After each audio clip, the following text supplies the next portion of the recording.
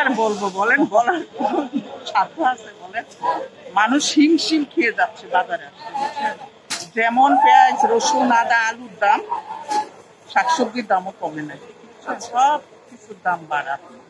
যাদের ফ্যামিলিতে 4-5 জন আছে খুবই অসুবিধা চলা। আচ্ছা বুঝছেন? যেই টাকা ধরেন আগে 1000 টাকা নিয়ে আসলে পেঁয়াজ, রসুন, আদা, পেঁয়াজ সব কেনা যায়, এখন আপনি 3000 নিয়ে আসলো কিচ্ছু কিনা যায় না। এই অবস্থা কি বলবো।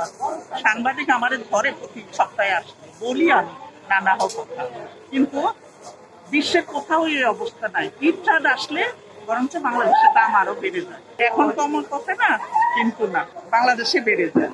আচ্ছা আচ্ছা, এই অবস্থা। এখন খেতে খেয়ে জুড়ে না, কথাটা বুঝলেন?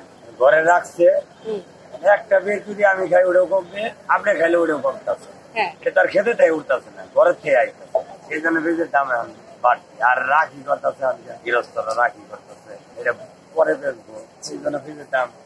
আর যেই দাম বাড়ছে এটা তো বেশি বাড়ে নেই। গত সপ্তাহে ছিল 52-53, এই সপ্তাহে হইলো 64, 62, 64। বাজার অবস্থা মোটামুটি আলহামদুলিল্লাহ এখন স্বাভাবিক। দু একটা দাম হয়তো একটু বেশি আর কিছু একটু কম, মানে এরকম হামরা আকাশ ছোঁয়া এরকম কোনো বেশি লক্ষ্য করি না। মানে আকাশ ছোঁয়ার চাইতে কম? হ্যাঁ, আকাশ ছোঁয়া চাইতে কম, কিন্তু মোটামুটি স্বাভাবিক। আচ্ছা সবসময় থাকে, অনেক সময় অনেক বেশি দাম থাকে, একবারে ওরকম না, মানে মোটামুটি স্বাভাবিক। স্পেশালিটা আছে, দাম একটু বেশি ছিল, ঈদের পরে এখন দাম কমছে, এখন আবার অনেক দাম বাড়ছে, সব জিনিসের দাম বাড়ছে, সবজির দাম তো অনেক বেশি এখন। হ্যাঁ, আর পেঁয়াজ তো কিনলেন, পেঁয়াজ কি দাম পেঁয়াজের দাম অনেক বাড়ছে, রসুনের দাম বাড়ছে, সবকিছুর দাম আটকে বাড়ছে। আচ্ছা আচ্ছা, আমাদের চলা অনেক কষ্ট হয়ে গেছে, এখন আর কি করবো। বাজার বলতে আসলে সবসময় একই রকম হয়, পর্যাপ্ত পরিমাণ সবজি কিন্তু দাম কম নেই, আমার কাছে মনে হয়।